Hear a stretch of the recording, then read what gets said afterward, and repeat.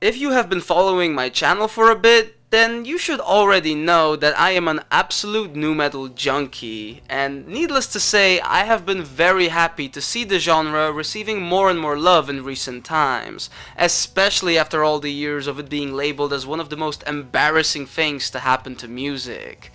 But even with that being said, one thing I certainly did not expect to see during this whole nu metal renaissance was a new album from Taproot in 2023. Taproot is a band that, while never having reached the heights of some of the scene's biggest acts, still managed to put together quite a decently successful and lengthy run for themselves, releasing a solid collection of albums throughout the 2000s before eventually fading away during the 2010s.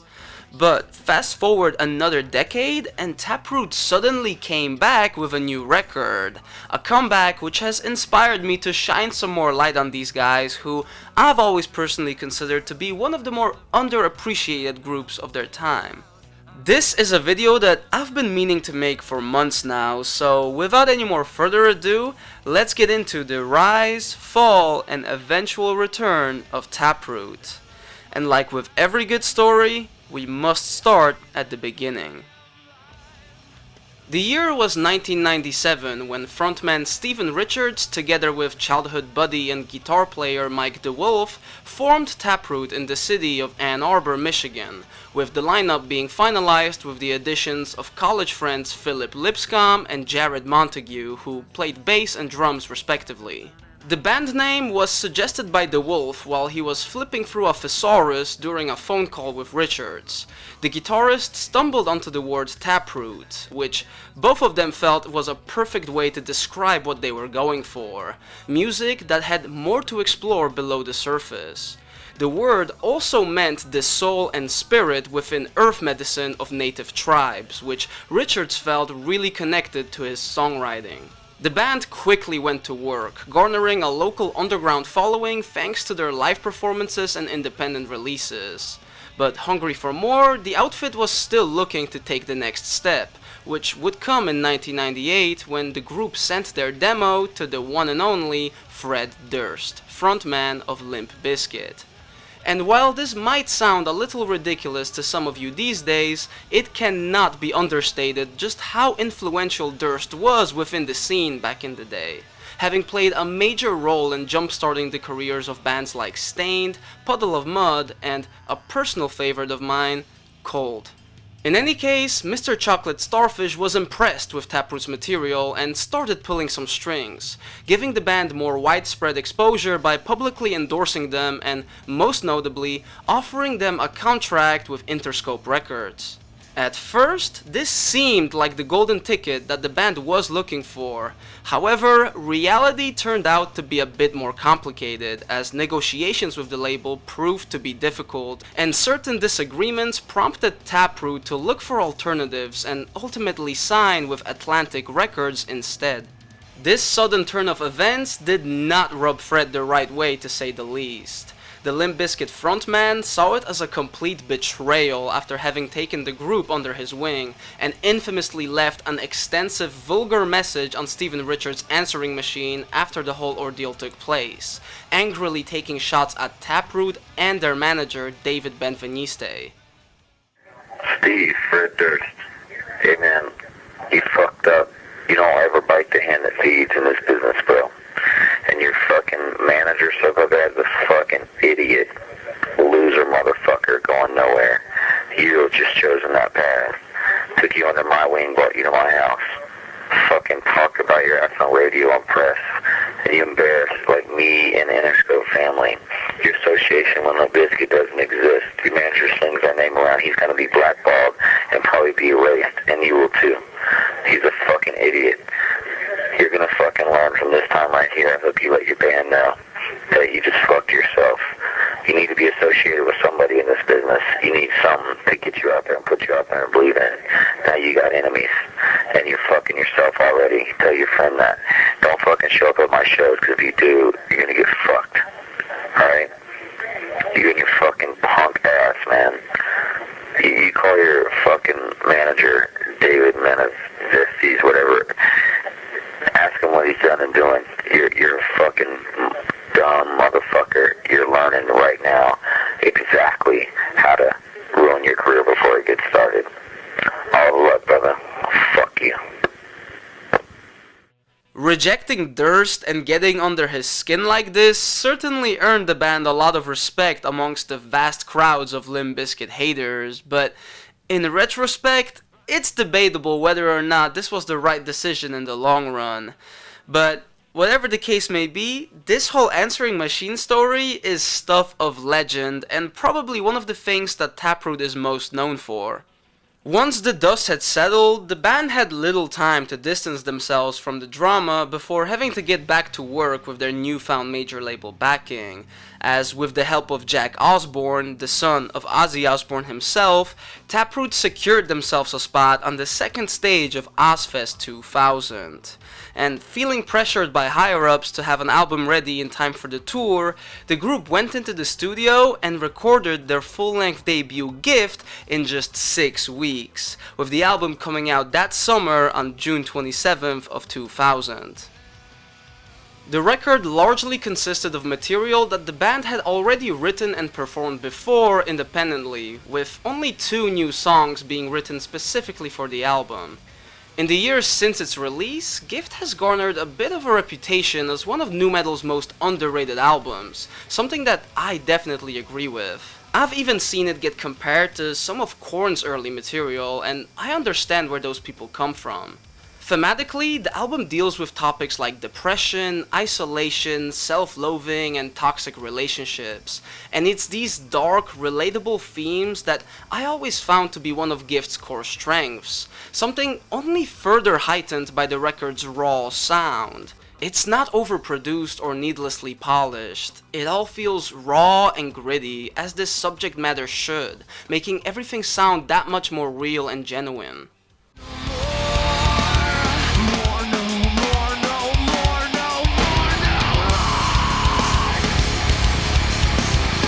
The disc does also have a layer of positivity alongside its angst, with moments that focus more on reaching out for help and learning to love yourself. The writing can sometimes feel a little too on the nose for some people's liking perhaps, and certain parts haven't aged as well as others, but overall, this is an album that I personally had a great time revisiting for this video. I also have to mention the overall performance of Stephen Richards on this record, who mixes so many vocal styles all throughout the runtime. He's the heart of all the emotions on display here, sounding fittingly distressed and erratic, but also controlled whenever he needs to be. You really get to feel the agony in his voice, and without a doubt, the album's themes would not hit nearly as well if not for his strong emotional delivery. Other than just singing, the disc also features him rapping, growling, and screaming, the ultimate nu metal mix. And speaking of mixing, I'd say that another one of Gift's strengths is its production, which was handled by Ulrich Wilde, a big name in the scene who over the years also worked with the likes of Deftones, Stained, Breaking Benjamin, and many more. He clearly knew what he was doing and played a big role in bringing these songs' gloomy atmosphere to life. All in all, Gift is an album that any fan of the genre should check out if for some reason they have not already. It's 40 plus minutes of very well executed and angsty as hell nu metal, and can be a great disc to put on if you happen to be going through some stuff in your own life. Having recorded and released Gift as quickly as they did, Taproot were able to promote the record by playing Ozfest the summer of its release, before performing on the second stage again in 2001. The band's stock kept rising steadily, and on the back of their continued momentum, the outfit would eventually release their follow-up, Welcome, in 2002, an album which ultimately proved to be the band's commercial peak. Musically, Welcome feels like a natural progression from the sound of Gift. It still has that dark Taproot style, but its instrumentation often wanders away from the standard down-tuned chugs that fans had come to know, featuring more melody across its 12 tracks, resulting in a more accessible sounding album. And this slight shift in sound was not without reason. Having felt that the recording process for their debut was rushed, the band members were happy to take their time with Welcome, allowing them to experiment a bit more. Richards claimed that in the lead up to the album, he got a newfound appreciation for artists such as Pink Floyd and David Bowie, talking highly of their music's layered style and citing it as a big inspiration for the direction of Welcome. This experimentation led to the overall album putting even more focus on the themes of positivity and overcoming that were previously found on Gift. Something best exemplified by Welcome's lead single and to this day Taproot's biggest hit, Poem.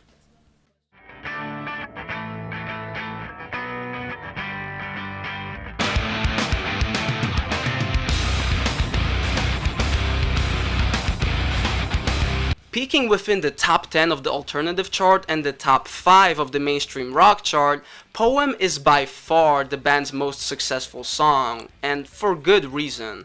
Besides being a super catchy banger, it does a great job of representing what the band was all about. The melodious hook is sung super nicely by Richards, but there are also moments where the track gets heavy and he lets it rip, effectively alternating between the contrasting vocal styles. Looking at the lyrics, the erratic verses describe a person struggling with anxiety, with the iconic chorus being a poem that they sing to themselves as a coping mechanism.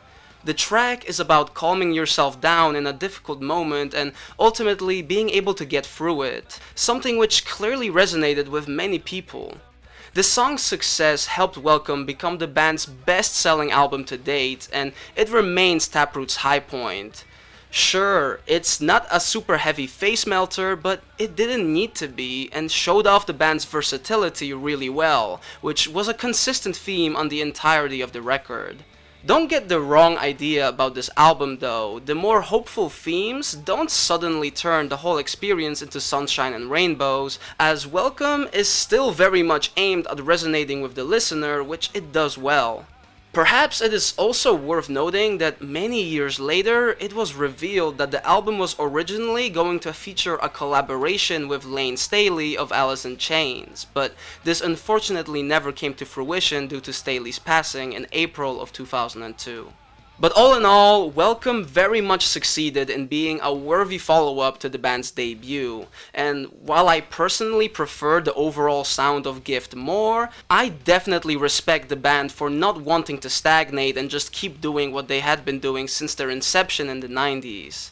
And this evolution of their sound would continue to be a theme on Taproot's future records.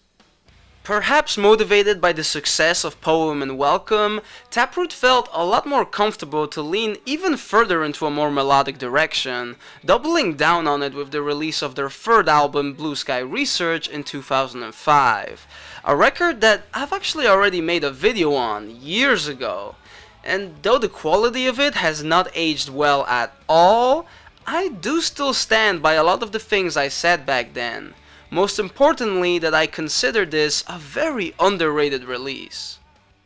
Sure, by this point, the band's sound became borderline unrecognizable from what it had been on Gift, but for what it is, Blue Sky Research has always resonated with me. As ever, Taproot did a great job of making the whole record feel atmospheric, and this album's mellower direction also allowed Richards to show off his singing even more. Though that's not to say that the band went completely soft, as there are still some heavier cuts on this record where shades of that classic Taproot shine through a little bit, such as Face Peeler or the album Closer, What's Left. Overall though, there is no denying that this album was a big departure for the group, with a lot more emphasis on catchy melodic hooks. Just listen to a song like Birthday, which is pretty much a full-on ballad and basically as far away from the sound of Gift as it gets.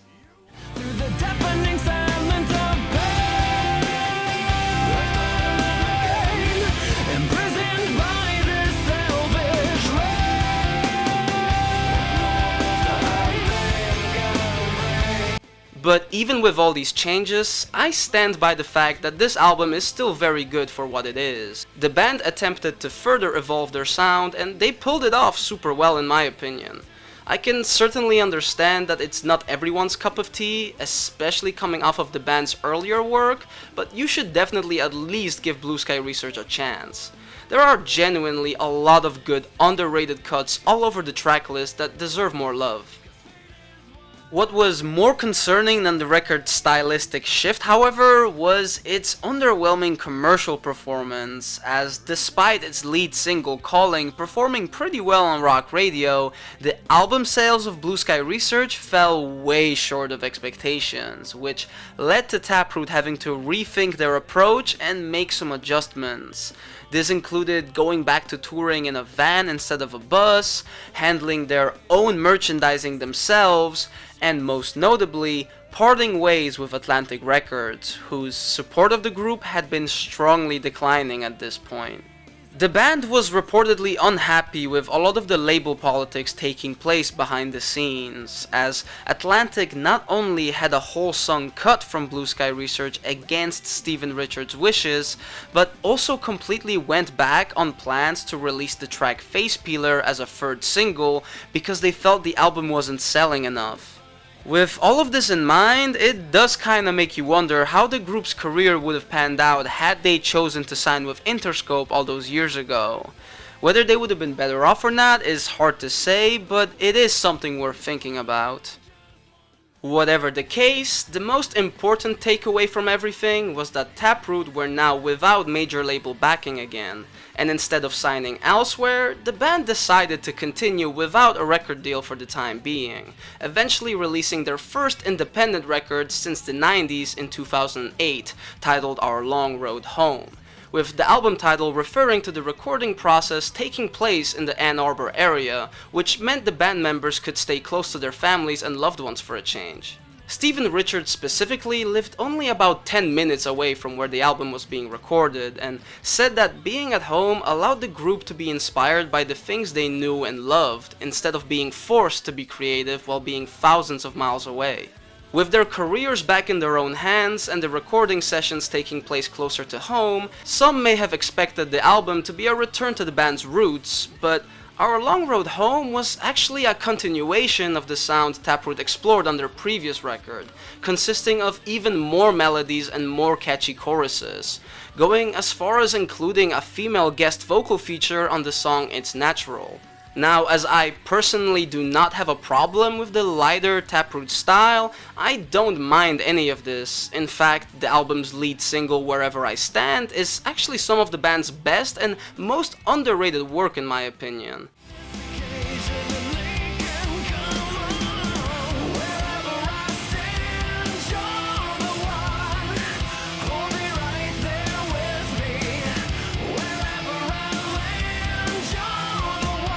But objectively, I can definitely see how people who had been following the group since their early years could have felt pushed away at this time. This was the furthest that the band had ever veered away from their original sound in their whole discography, and that disappointed many fans who, at this point, just really wanted a return to the direction of Gift. It was also around this time, only about a week after the album's release, that Taproot's longtime drummer Jared Montague would leave the band to focus on family life, the first big lineup change in the group's history. Thankfully, this was a drama-free departure, and Jared stayed on good terms with everyone, even performing with the outfit on a few select performances in the future. For now though, the band would replace Montague with Nick Friedel and move on with their careers. After months of touring in support of Our Long Road Home, the next landmark in the Taproot timeline was signing with Victory Records in 2009. And yes, I know that the name Victory Records brings a lot of negative connotations with it, and for good reason. But from what I gathered, the group did not have any major difficulties with them. I guess the world thought that Taproot already went through enough label drama for a lifetime. The group's first album under Victory Records, Plead The Fifth, came out the next year in 2010 and is most notable for being Taproot's return to their heavier roots, a decision for a large part motivated by their prior work's mixed reception amongst fans. The shift back to a heavier sound was addressed quite bitterly by the band's guitarist Mike DeWolf, who said during an interview that while there were a lot of fans who appreciated the progressive nature of their previous albums, at the same time there were a lot of quote, fucking meatheads who only wanted heaviness. He even threw in a little dig at AC/DC, claiming that Taproot weren't a band that stuck to one thing for their whole career like them. Yikes. No matter what DeWolf may or may not have thought of the group reverting to their original style, those meatheads were the winners in the end, as Taproot's priority with Plead the Fifth was to make the whole disc as heavy and aggressive as possible, and to really bring back that signature sound from Gift and Welcome. And I personally think that the band did a pretty good job overall. It's not an album that I come back to anywhere near as much as the band's early releases, but I still had a very good time revisiting it for this video, and I'd say it features objectively some of the band's best output in years. If you are more of a fan of an album like Gift, then you'll definitely appreciate Plead the Fifth a heck of a lot more than Blue Sky Research or Our Long Road Home, that's for sure. On the commercial side of things, the record's lead single Fractured, Everything I Said Was True, performed quite decently on radio too, becoming one of the outfit's best charting songs. And with all of this in place, it seemed like everything was right again in the world of Taproot. 2 years later, the band would follow up Plead the Fifth with arguably their most ambitious project yet when they released The Episodes, a surreal concept album that the group originally started working on 6 years prior but never finished. After being shelved for years, the band decided to revive the project, and the album was finally able to see the light of day in April of 2012. The record's release was unfortunately surrounded by some really scary stuff behind the scenes, as Steven Richards started suffering from seizures around this time. The first incident of this happening in February while he was watching his then 1.5-year-old son. It wasn't until 5 hours after it happened that Richards was found half naked in bed with blood all over him. At the time, nobody really knew what exactly happened, so life went on as usual for a bit, right up until the release of The Episodes in April, when the group were scheduled to perform at an album release party. On this day, Richards was with his mom waiting to be picked up by his fellow band members when he suddenly collapsed and had 4 grand mal seizures right there in the kitchen. The next thing that Steven remembered was waking up in the hospital with both of his parents in the room with him, which was all the more surreal for him as, due to their divorce, apart from his own wedding, it was the first time he had seen both of them in the same room together since he was a kid. Needless to say, this really was just a terrifying experience for everyone involved, and certainly put a dark cloud over whatever the band had going on at the time. Seizures are unfortunately something that Richards still continues to suffer from to this day, most recently finding himself in a car accident after having one behind the wheel earlier this year in 2024. Back in 2012, he had already been battling issues with anxiety for years, and these sudden health scares were another extremely heavy toll on his psyche all throughout the band's touring in support of The Episodes. These health issues, coupled together with anxiety and the weight of his mother's ongoing long battle with cancer, eventually led to Richards needing to take a break from the band once that touring cycle wrapped up in 2013, a decision which went on to have huge implications for the future of Taproot.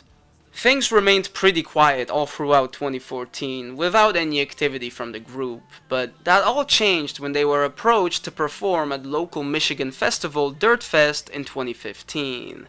At the time, this was going to be the band's first time playing together live since 2013. However, all the excitement surrounding their return was very quickly overshadowed by inner drama within the lineup, specifically between guitar player Mike DeWolf and the rest of Taproot. Upon the announcement of Taproot's performance, Mike, who had refused to play with the group at the festival, took to social media to call out Steven Richards and Phil Lipscomb, claiming the former quit the band 2 years prior and that the latter was a coward with no creative skill, while also accusing both of them of wanting to profit from the Taproot brand when it was him who came up with the band name. All of this sudden drama forced Lipscomb into a public reply in which he tried to clear everything up. Now, this whole situation is very messy and all over the place, so this is my best attempt at a brief rundown of what went down. When Steven took a break from the band in 2013, Taproot was still the primary source of income for not only him, but also Lipscomb and The Wolf. Understanding this, he gave both of them his blessing to continue the band without him if necessary, though they chose not to. As a result, everyone went their separate ways for a bit, with Mike specifically settling down with a regular job and essentially moving on from music. Richards and Lipscomb, on the other hand, were always open for a Taproot return, and so when the opportunity arose to perform at Dirtfest in 2015, they were both fully on board. This was not the case for The Wolf though, who had already fully moved on with his life by this point and had zero interest in bringing back the band. The other two were adamant about going ahead with the show, however, with or without him, which Mike felt very bitter about. In his eyes, the band died in 2013, and now suddenly Phil and Steven wanted to run it back when, for him, that chapter had closed. And so all of this prompted the former guitarist to take to social media to vent his frustrations and burn bridges as a result. Now, I of course was not there myself, nor do I know any of these guys personally, so I can't say with 100% certainty that this is all that happened, but from what I gathered, this is my take on it. In the end, the band performed at Dirtfest without Mike, effectively marking the end of his Taproot tenure. Looking back, it really is a shame about how all of this went down, especially considering the history and friendship everyone involved had together. It really does make you wonder whether or not everyone could have remained on good terms if only pride and ego could have been pushed aside. In the short term, the appearance at Dirtfest was hardly a catalyst for a fully fledged Taproot return. That same year, Steven Richards suffered another huge blow in his personal life as his mother tragically passed away after a 20+ year fight with cancer. And in the years that followed, the band stayed relatively inactive. After Dirtfest, Taproot would only play a handful more shows until 2019 before going silent as a band completely. Little did anyone know, however, that the roots for their return were already planted years in advance, pun intended. Steven Richards had apparently already begun writing new songs for Taproot in 2013, but as time went on, he started to shift his sights towards a solo project and intended to use the material for that instead. Over the years, Richards often posted little snippets and teases of new music on his socials, but before putting anything out, he was convinced by Phil Lipscomb to do a 180 and release the record under the Taproot name to bring back the band instead. And so that's exactly what happened, as what was initially going to be a solo project became Taproot's 7th studio album, their first in over a decade, with the band getting back together with 3 of its 4 original members, marking the return of Jared Montague as permanent drummer for the first time since 2008. The only original member to not return was The Wolf, whose slot was filled up with the addition of brand new guitarist Taylor Roberts. Scissors, originally intended to be the name of Richards' solo project, became the album title, and though the record is essentially a Steven Richards solo release repurposed as a Taproot album, I think sound-wise it definitely belongs in the band's catalog, and above anything else, I'm just really happy to see the group back doing their thing. The record, while not on the same level of the band's best work, is solid enough in my opinion. It kind of blends the style of the band's early output with some of their later work, so I think there is something for any Taproot fan. I really like the track Favorite Song, which was released as one of the album's singles and features Elias Soriano from Nonpoint, another very underrated band. 'Cause I don't even know the lyrics to my favorite song, yet every time I seem to sing along,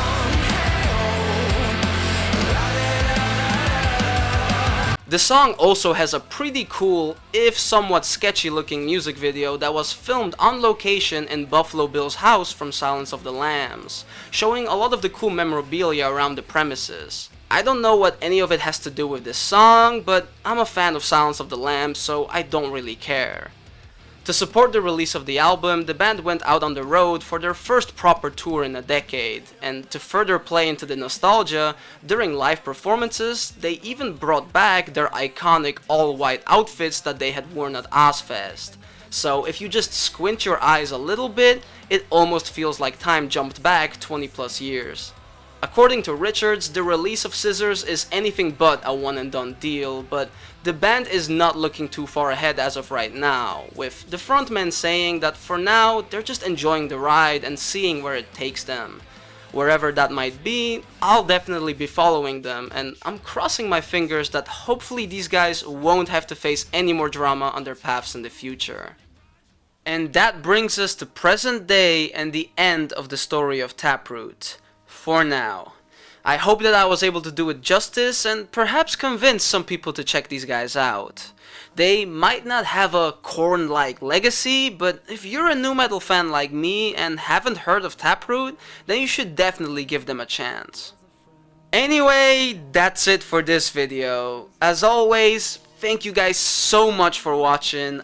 I know that my upload schedule is absolutely tragic, so it truly means the world to see you still tuning in.